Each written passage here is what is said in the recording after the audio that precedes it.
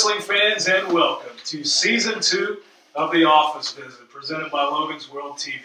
I'm your host, Matt McCormick, alongside our special guest, Dr. Tom Pritchett. Dr. Tom, it wasn't that long ago that we wrapped on Season 1, and here we are back again to give the fans even more of what we gave them in Season 1, and that's unlimited wrestling knowledge. Well, why not? I mean, Season 1 was unlimited. Let's not keep it limited here either for Season 2. I can't wait, man. I know you have a list of questions and a lot of things you want to talk about. Absolutely, and a lot of the fans reached out to us and let us know how much they loved Season 1 and gave us some really good suggestions and questions for Season 2, and we're going to get right into it. This episode, the debut of Season 2, we're going to start with tag team wrestling. We're going to start with its importance in professional wrestling, some of the more notable, some maybe less notable tag teams, some you've heard of, some you haven't. But Dr. Tom, my first question for you is just, could you expand a little bit on the origins of tag team wrestling and the beginning of tag team wrestling?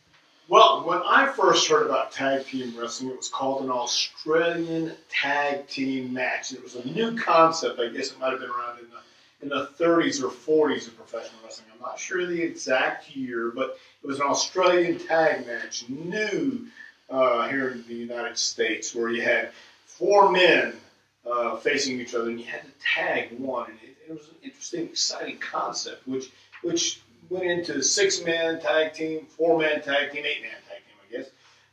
But it originally, I guess, originated in Australia and came over here and was very exciting for the times because it was new, it was fresh. And of course, as the years have gone by, you've seen some great tag teams, and as you said, notable and not so notable tag teams. But I've had the opportunity in my career, in my life, to be part of various tag teams and have various partners. And I know for a fact that in order to be a successful tag team, you have to be on the same page, and you have to know, get to know your partner to anticipate what he's going to do next, anticipate what he's thinking, because that's what all the great tag teams throughout the history of wrestling have done. They've always been a cohesive unit. Same page. And what is that page?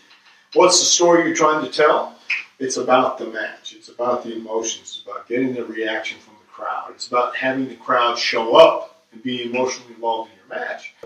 And when you had Robert and Ricky against Dennis and Bobby with Cornette ringside, they made magic. You didn't even have to say a word. There were no rehearsals. There were no, let's go over the match step by step. It was just, let's show up. Let's go out. Let's feel it. Let's hear it. Let's listen. Let's try it. And that's what was so great about those guys. The Midnight Express, Rock and Roll Express, I don't know how many times they won Match of the Year, Tag Team of the Year. Ricky and Robert were known as the tag team of the 80s. Right.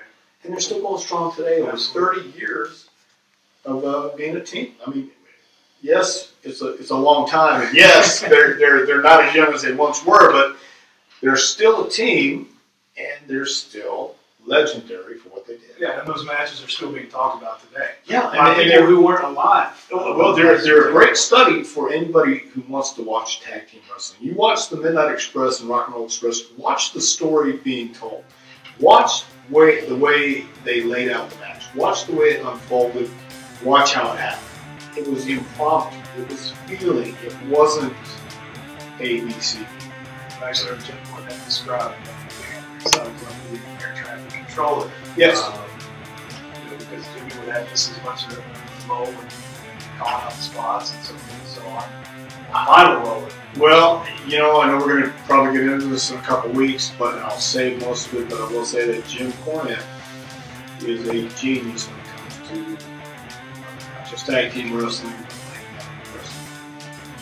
You think